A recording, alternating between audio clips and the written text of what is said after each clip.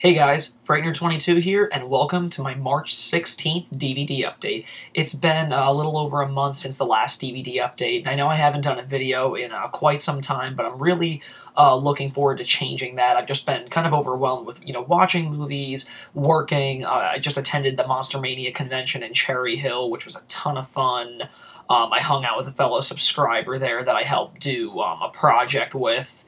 He was doing a school project on Fred Decker, and he actually wanted me to narrate the project, which was pretty cool. So, met a ton of cool people there. They had a Night of the Demons reunion. I met Nick Castle, who was doing his first convention appearance ever. So, it was a good time. Picked up a lot of movies, and of course, over the past month or more, I've been picking up a lot of stuff. So again, this is a DVD update that showcases, just the large variety that I have in my movie watching and TV watching taste. So let's not waste any more time and let's get into this massive update.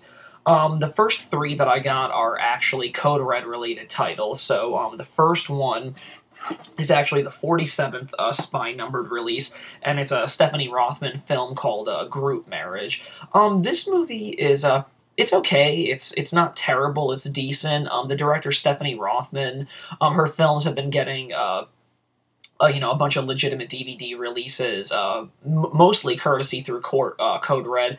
The one after that I'm about to show you is another one of her films, and Code Red previously released one of her films, Terminal Island, which was really good. But Stephanie Rothman is unique in the sense that she really gave female characters a lot more to do and a lot more to say in their exploitation role. So she definitely gave her women characters a pretty unique voice, considering all the rest of the schlock that was out there. But yeah, Group Marriage is it's pretty funny. I mean, it's not the greatest thing in the world, but it's pretty funny, and it's exactly what you think it is. It's just basically a group of friends that keep encountering one another, and then they end up loving and spending their time and company together so much that they all end up kind of marrying each other. Of course, only in the 70s would a film like this emerge. But yeah, this was pretty cool. The only downside, and I've spoken pretty vocally about this on movie forums and whatnot, is that on my Sony Blu Ray player, the film glitched at a bunch of chapters where, you couldn't even watch it.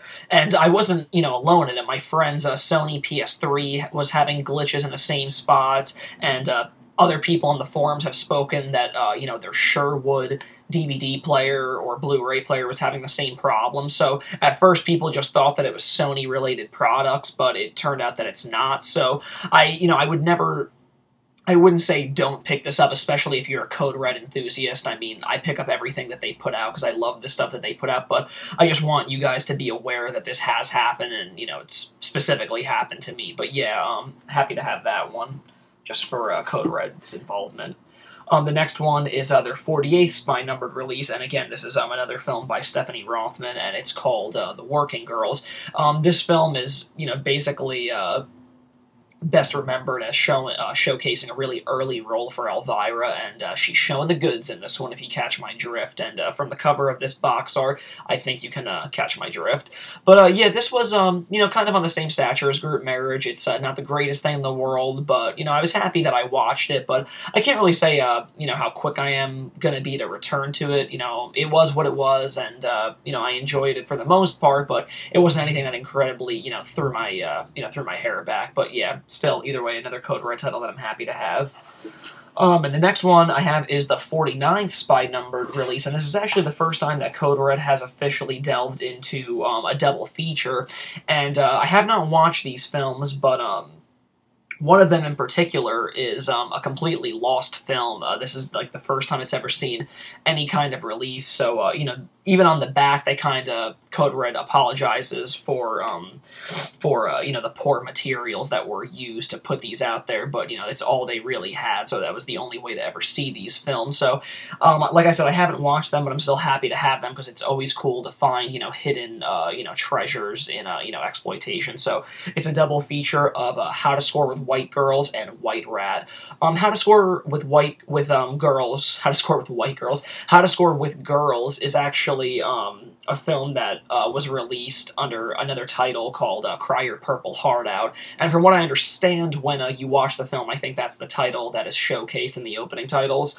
Yeah, I've heard decent things about them. I heard that these aren't the greatest of all movies, but from what I did hear, is How to Score with Girls is definitely the better film of the two. But yeah, I haven't checked it out yet, but I will be in the near future. On the same day that I got those, I got another double feature, and Code Red definitely had a hand in helping out, but I haven't watched these, which I'm bummed about, because I really wanted to get to them like the day I got them, but I just got backed up watching other stuff. So this is a double feature of The Being and Cop Killers, and The Being is actually directed by Jackie Kong, who also directed Blood Diner, which is going to be seeing a legitimate special edition DVD release sometime this year, I believe. But yeah, these seem really cool. Like I said, I haven't watched them yet, but The Being seems cool. Martin Landau's in it. Jackie Kong's directing it. Cop Killer seems pretty cool. The makeup effects are done by Rick Baker, who just scored another Academy Award for his work on The Wolfman. So yeah, this seems like a really fun exploitation double feature, so I'm looking forward to cutting into that. Let's go ahead and cut into some Blu-rays now, guys. I got a bunch of them in this update. The first one I got is incredible looking. I had never seen the film, surprisingly, being such a huge animation buff as I am, but I just never got around to it. But, thankfully, I'm happy that I didn't until now, because the Blu-ray treatment is absolutely stunning on this. I'm so happy that I own this. And it's the Diamond Edition of the Walt Disney classic Bambi.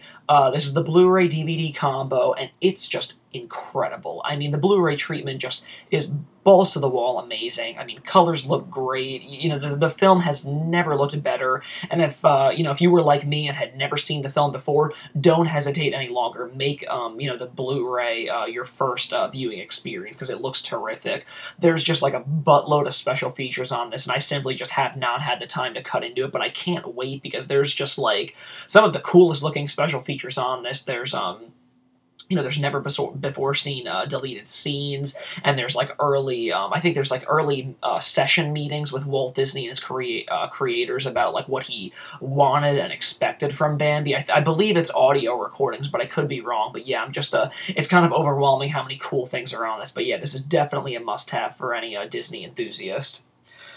The next thing that I got, I just picked it up because I have all of them on DVD, but because the fourth movie is coming out in May, the price was like set at like $49.99, so I figured, what the hey, the Disney never lets me down on Blu-ray, so I wanted to own them on Blu-ray, and it's the 7-disc trilogy collection of Pirates of the Caribbean. Now, this is cool. It's a 7-disc set. All 3 of the movies are double-disc Blu-rays, and then on the back here, there's a special features Blu-ray that comes with all new special features that have never been seen before on any of the previous DVD or Blu-ray editions, so that's exciting in itself. So, yeah, for $49.99, I thought that was a pretty good steal for, a 7-disc Blu-ray set. So, you can rest assured that I will absolutely be revisiting these films the closer we get to seeing Pirates 4 debut in May. The next one that I got was a film that was a blind buy, and I bought a book about the ride's attraction, which was actually a really fascinating read. I really suggest you guys seek it out. But I had never seen this, and I really just wanted to watch it because, the Disney attraction is one of my favorite rides of all time, so I just wanted to have it, and I think it was only like $13 on Blu-ray, and it's the Walt Disney Eddie Murphy starring The Haunted Mansion on Blu-ray. I thought this film was harmless enough. I feel like it had its good moments, it had pretty good atmosphere at times, but overall it was just a film that kind of amounted to a lot of missed opportunities. I mean, the Haunted Mansion itself is a really classic and a beloved attraction at Disney World, so I just feel like there was, a lot more could have been done with this, but, if a lot of you guys are in the same boat as me with this film, have no fear, because Guillermo del Toro is actually going to be directing a new, scarier and darker version of the Haunted Mansion for Disney. When that's going to be happening, who knows, but I believe it would be closer to 2012, 2013, but that's still something to look forward to, that Disney, wants to jumpstart this franchise. This film wasn't, horrible by any means. I mean, it's harmless. It's, it's like an 85-minute film. The special features is cool. Eddie Murphy is, goofy in his family-style comedy way. But, yeah, I just feel like it could have been a hell of a lot better. But still, nonetheless, I'm happy to see, because I'm always, happy to support Disney. The next one that I got was, basically, I was buying a bunch of 90s horror films because, of course, now that we're less than a month away to the debut of Scream 4, I kind of wanted to look back and watch a bunch of 90s films that either I didn't think much of upon seeing them, or ones that I really did like, but I just had never owned them yet. And this next one is one that I really did like, and it is the Blu Ray version of The Craft. I really, really dug this film as a kid. It has Farzuka Bulk in it, Neve Campbell's in it, and it's just basically about 4 girls in high school that deal with witchcraft. And see, that's a subgenre and a subject that isn't always really done well, or, hardly enough in films, but The Craft does it, and does it really, really well. I saw that it was on digital cable, and the second that I turned it on, I was like, I need to turn this off, because I need to buy this right now. Like, I don't want to watch it and, be like, okay, that's out of my system. Like, I wanted to have this in my collection because I really enjoyed it, so I'm happy to say that I finally do have it, and yeah, this is definitely going to be one that I'm going to jumpstart my whole kind of, segue back into 90s horror. The next one that I have is an animated show that you guys have seen me collect all of the previous installments of the seasons 1.1 through 1.3, but I'm proud and happy to say that I've completed the series by picking up Season 2 of Shout Factory's wonderful set of G.I. Joe, A Real American Hero. I'm still only on Season 1.1, but this show is just a ton of fun, so, I was just getting a little annoyed after the past few weeks seeing that I was only missing one more, the final season of this show, so I'm really happy to finally have this, and it's great just having all 4 of those boxes lined up on my shelf. So yeah, if you guys have never seen this, like, they're like less than $20 a season, so if you guys really want to revisit like a really good 80s cartoon, this is, the one to start at. The next one I got is a film that I can't say that I've hated, but for one reason or another, I just am not getting, I feel like I'm not getting the most out of it, and this is a film that I've given probably more chances and like opportunity to than any other film that I can think of. I mean, I've watched it like several times, and I'm like, I still feel like I'm not loving this as much as I should. So, I bit the bullet, and I, took, the plunge, and decided to just buy it on Blu-ray. So I'm really looking forward to see if this is going to be the one that's going to, like, maybe it just takes some time to really get into and appreciate. And it's so bizarre to me because I love the, the gothic horror of it all, but I just, for some reason, over the years, it just doesn't sit as well with me as I think it should. So, enough of that babble, but the next one that I did get is the Blu-ray treatment of Clive Barker's Hellraiser. I just met Doug Bradley. I have an original Hellraiser one-sheet, and I had him sign it, but it's just the weirdest thing with this film. Like, I love the images, I love the atmosphere, but like I said, just over the years, like, it's one of those movies that I just haven't exactly fallen head over heels, like, totally in love with. But now that I have the Blu-ray, I'm hoping that I can finally figure out why, and hopefully I will be able to kind of, like, appreciate it, more so than I have in the past. The next one that I got is another television show, and I'm really happy to have it because it's been out, but it's been out since probably December or January, but they just recently, like, slashed the price of it in half, so I'm actually happy that I didn't jump on it right when it came out, because I got this for, like, incredibly cheap, and it's the 4th season of Boy Meets World. Having owned the original 3 seasons, it's just natural to continue buying them, and thankfully Lionsgate is doing a really good job on releasing them, because we can already expect Season 5 to hit in May, so that only really leaves us with 2 more seasons to complete this, really classic 90s television show. So yeah, I'm totally happy that I waited on this to get it for the cheapest deal I could, so yeah, happy to have it. The next one I got was one that I was pulling my hair out. It's another Code Red title that was kind of looking like it was going to be, it was recalled, and people were, paying, like, ridiculous prices for it on eBay. And then a vendor at the Monster Mania convention was selling it. He had, like, 4 or 5 of them, and I contacted him before the show, and he said that he would put one aside to me. So when I went by his table, he had, like, 4 or 5 of them out on his table for other customers, and it was only $25 brand new, so I finally scooped it up, and I'm happy to have it, and it's their 46th spine-numbered release that is recalled, although they have stated that they are going to be re-releasing it, possibly in a double feature format with Tomcats, but no other information has been, put out about that. So either way, if they don't go through with that, I'm happy that I have the recalled edition of it, and it is God's Bloody Acre. I believe, from what I understand, it's like another Hicksploitation film, which I love that. I love that subgenre of exploitation films, but yeah, I just got it over the weekend, so I haven't had time to cut into this one, but, it's still nice to, have it since it's recalled. Another series of installments of a series that I've been picking up lately is The Children of the Corns, because for those of you that don't know, Echo Bridge, that won the bidding war for like over 250 Miramax titles, won that. They are actually going to be putting out Children of the Corn 2 April 12th, and that's the only sequel out of that series that has never seen a legitimate DVD release. So I wanted to get all the other sequels up to that point before 2 comes out. Although I haven't seen them, I just wanted to have them so when 2 comes I can watch 2 and so on and so forth. So I'm just going to, kind of bang through these. And the first one is Children of the Corn 5, Field of Terror. This one has a young Eva Mendes in it. The next one is Children of the Corn 666, Issaac's Return. Issaac was from the original film, played by John Franklin, whom I met over the weekend, and he was a super cool guy.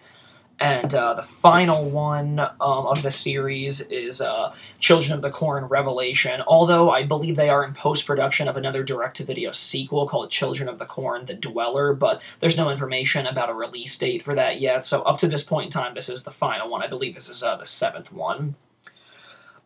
Kicking it back to, like, 90s horror films that I just kind of wanted to revisit. And this is actually a series of films that, especially the original film, that I only really remember seeing bits and pieces. I absolutely have never seen the full thing. So, for I got all 3 of them in a bundle for, like, $17.99, which I thought was a pretty good deal. So, I got, the whole series, and this is Urban Legend.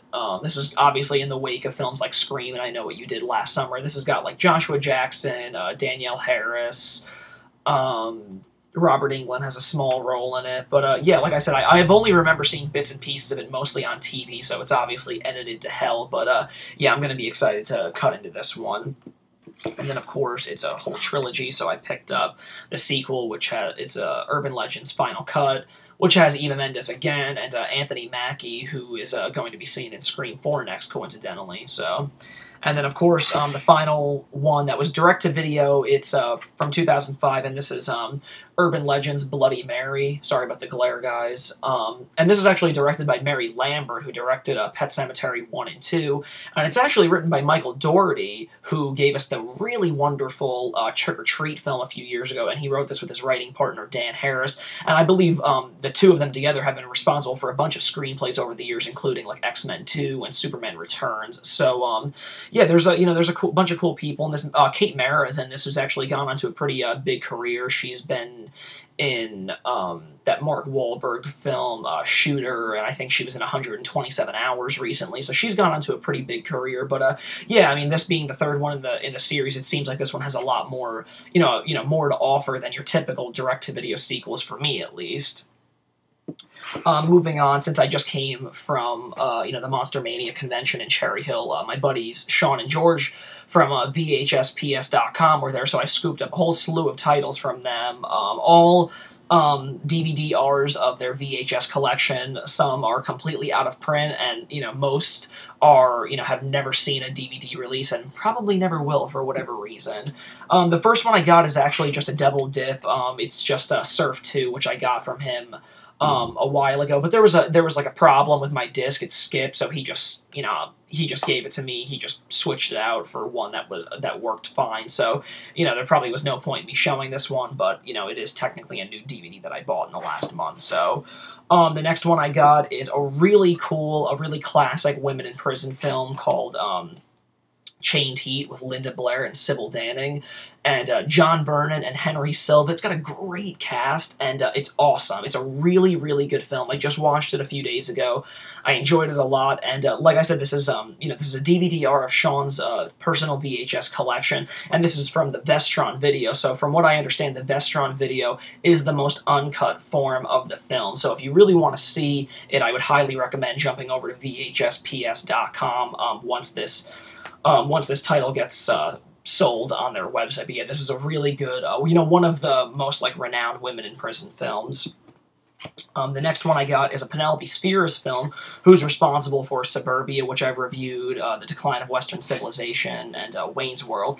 And this is John Cryer in Dudes. This is cool. John Cryer and Daniel Robum, I forget how you say his name, Roebuck, actually. He was in, I think he was in, House of a Thousand Corpses, Devil's Rejects. He has, a small part. But they play, punks from New York with their buddy, Milo, who's played by Flea from the Red Hot Chili Peppers. They decide to take a cross-country trip to California, and they kind of get stuck in, no man's land, and their friend Milo gets killed by a bunch of cutthroats, so then their whole, journey to California instead gets switched up for, basically revenge on the guys that killed their friend. And along the way, they meet up with Catherine Mary Stewart from Night of the Comet and The Last Starfighter, which doesn't hurt the film at all either. So this was a film that I actually really enjoyed a lot. It was cool. Another film that I've been dying for Sean to make, and I'm so happy that he did because it's not out on DVD, is Alan Arkish's follow-up film from his classic film, Rock and Roll High School, and this is another rock and roll type film, and this one's called Get Crazy, and it literally lives up to the title from what I've been told and what I've read. It's complete madness. Malcolm McDowell's in it. It's from 1983, just a bunch of awesome rock and roll, great, crazy, over-the-top performances, and of course Alan Arkish directing. So that alone has me sold. And another thing that I just realized from looking at the back, Daniel Stern is in this too. So this looks like it's going to be a ton of fun. And I've been busting Sean's chops for months and months to finally put this out from his collection. He finally did, so I can't wait to check this one out. Another one of his films that I got and I watched is this kind of a revenge, a feminist revenge film called Miss 45. It's about a mute girl that gets raped not once but twice in a span of 10 minutes, and she basically just kind of has this whole aggression towards men after that, and rightfully so, and then she starts kind of, offing guys with a 45, at first, it just seems like she's targeting men that are, doing wrong to women and whatnot. But, towards the end of the film, she just kind of just goes, crazier and crazier. And then she just kind of just begins offing innocent men in general. She just completely, loses it. But it's a really, really cool film. Cool Halloween party scene, people in costumes and stuff like that. So, yeah, it's a pretty cool, violent film. The next one I got is a film that's never seen a release, but this is one out of all the titles that I got from Sean, one that I really, really dug a lot. And it's got the great Jill Shalin, whom I met over the weekend as well. She was a really cool chick. She's from, Popcorn, Phantom of the Opera, Hot Moves. And this film, it has her and actually Leif Garrett and Clancy Brown.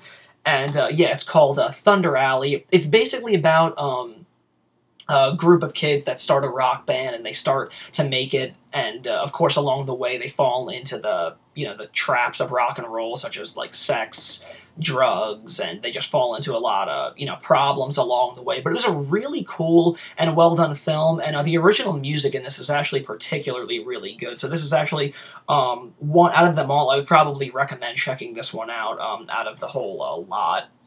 The final film that I got from Sean, I have not watched, and it's a Kevin Tenney film, who's responsible for films like Night of the Demons, Witchboard, and Pinocchio's Revenge. But this film will probably never see a release, according to him, because it's just caught up in so many legal battles for some reason. And I haven't watched it yet, but it's a film It's a film called Witch Trap, which seems pretty cool. I don't know, like, too much about it, but my friend was just like, dude, you gotta pick that one up. You're like, because I was gonna get one more title, but I couldn't make up my mind, so he was like, yeah, pick this one up. Like, it's pretty fun, so I haven't watched it yet, but it's got Linnea Quigley in it, which, you know, definitely counts for something.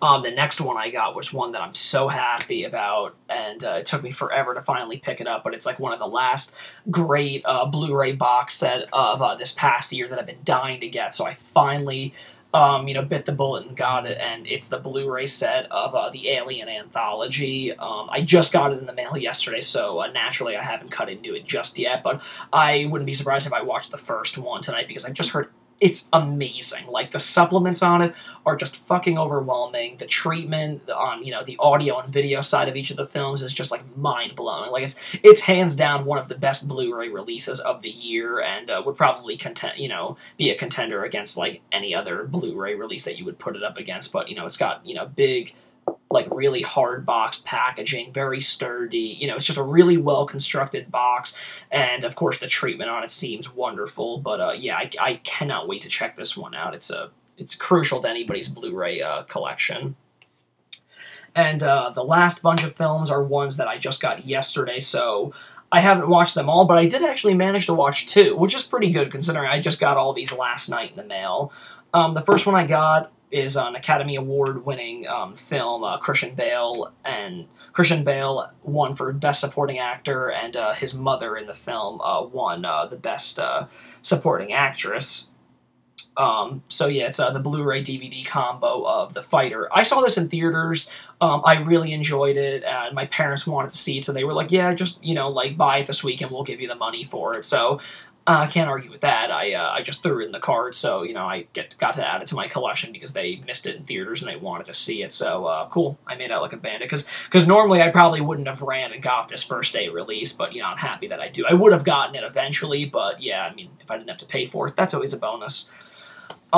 Next one I got, this is so cool. This is a great film. I just watched it last night, and the Blu-ray treatment is stunning.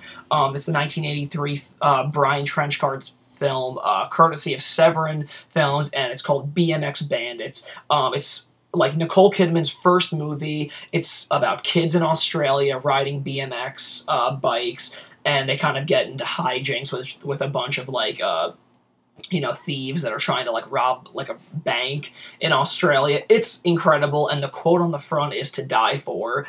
If we'd grown up in Australia, BMX Bandits would have been our Goonies. Bold statements, but that's coming from Quentin Tarantino himself. I don't know if I would say that it's better than Goonies, but it's totally in the same, like, ballpark as Goonies. It's so fun, and I was just blown away at the Blu-ray treatment of this. I mean, like, when you see what they're wearing, and, like, the colors of their bikes, and just, like, everything, like, the Blu-ray treatment on this was amazing. I can't imagine that this film could possibly have looked any better, but this is a really fun one, and I would highly recommend checking this out of all the things that I've showed you guys so far in this update. So yeah, definitely check that out. Following the trend of the Children of the Corn sequels, I did kind of take it a step above, you know, a step beyond what, you know, people would think is kind of crazy. But like I said, I bought Hellraiser on Blu-ray, and Echo Bridge, who's also responsible for putting out Children of the Corn 2 next month, is also putting out the long, out-of-print and highly expensive Hellraiser 3, as well as re-releasing Hellraisers 4, 5, and 6. So to prepare for that, late next month, I believe those are all coming out like April 26th, somewhere in and around there. I decided I'd pick up the rest of the sequels just to kind of, I just want to watch them all, you know? So I picked up the 20th anniversary edition of Hellbound Hellraiser 2. I've seen this one, but I'd rather watch like Hellraiser and Hellraiser 2 back to back. I remember watching this one a few years ago, so have that now. And then these are like the last two sequels that were released. This is Hellraiser Deader. They were both released simultaneously, like a few months apart, back in 2005. So that's Hellraiser Deader, and this is Hellraiser Hellworld, the newest, most horrific tale, Evil Goes Online, because Hellraiser coming out at you on your Firefox application is terrifying. But, yeah, so I just scooped these up, and I'll be getting Hellraisers 3 through 6 later on. And just like Children of the Corn, Dimension just recently wrapped another direct-to-video sequel of the Hellraiser franchise, but Doug Bradley didn't come back and play it, so this would be the first time that another actor is going to be playing Pinhead. So I feel a lot more people are a little bit more, you know, they're just expecting shit, because obviously Dimension just did that they just basically put that quick direct-to-video sequel into production just to retain the rights to the Hellraiser franchise, because they have plans to remake Hellraiser. So we'll see how that goes. And the final film that I got, I'll admit it, I watched it last night just to, like, you know, not make it a complete waste of money, but it's Code Red's 51st spine-numbered release. It just got released yesterday, and it is Bill Osco's Alice in Wonderland, an adult musical comedy. Now, for those of you that don't know about this, this is a film that it's a porno. There's no way around it, but here's the thing. It's been released countless times already by other DVD companies in, like, its full uncut format. This is the rated R version that Code Red put out. So I watched it last night because I'm like, you know what, let me just, like, get this out of my system. I really don't have an interest in it. It's just, like, I just collect all of Code Red's titles, and sometimes, you know, you hit and you miss, but I just wanted to buy this because I knew that if I didn't watch it, like, immediately, that I probably would go years without watching it. So, I mean, it starts off kind of tame, but by the end of it, I was, like, left scratching my head as to how this is still the rated R cut, because they definitely got away with quite a lot, but for it being the R-rated cut, there's plenty of times that you can see where they made the cuts, like, right before something, you know, hardcore or more gratuitous was about to happen. So it's really, really obvious when those cuts were made. But, like, you know, by the end, they definitely were, you know, pushing it to the max with, you know, the, you know, over-the-top sexuality and stuff like that. But it's stupid. I mean, like, it's kind of dumb. Like, out of all the Code Red titles, this is definitely one of the weaker efforts. Like, I just don't really care about it. Like, I probably will never return to it. I just didn't get anything out of it. But for, you know, people that need, you know, want to know, Kristen DeBell plays Alice in this film. She's from Cheerleaders Wild Weekend and Meatballs. So, yeah, like I said, you know, if you're a Code Red enthusiast and you just buy everything that they put out, then, you know, I guess this is, you know, the next title that you have to pick up, but don't be expecting, you know, anything amazing, because it certainly is not that. Well, guys, that concludes my March 16th DVD update. Sorry for the huge break in between videos. I know I've just been really busy with a lot of stuff, but I hope to be making more very soon. I think I'm going to be going to catch Mars Needs Moms tonight, so hopefully I'll make a new At the Movies review of that film, because I haven't done one of those segments in a really, really long time. And, you know, I just want to thank all the people that tuned into my first ever live blog TV session like 2 weeks back. I had a ton of fun doing that. We were on for like 2.5 hours, and I believe, you know, somewhere in between like 12 and 15 people at a time were in. So it was cool. It was really laid back, just talking about movies and stuff like that. So I definitely plan on doing that soon, like really soon. I really hope to do it maybe like next week, but, you know, tune into the YouTube channel and, you know, find out when the next one's going to be, and of course go to my blog TV channel and subscribe and friend me so you can stay updated on when, you know, a future show is going to go live. Well, guys, that's all I got for you this time. As always, thanks again for tuning in, and I'll catch you next time in a future video. This has been Frightener22.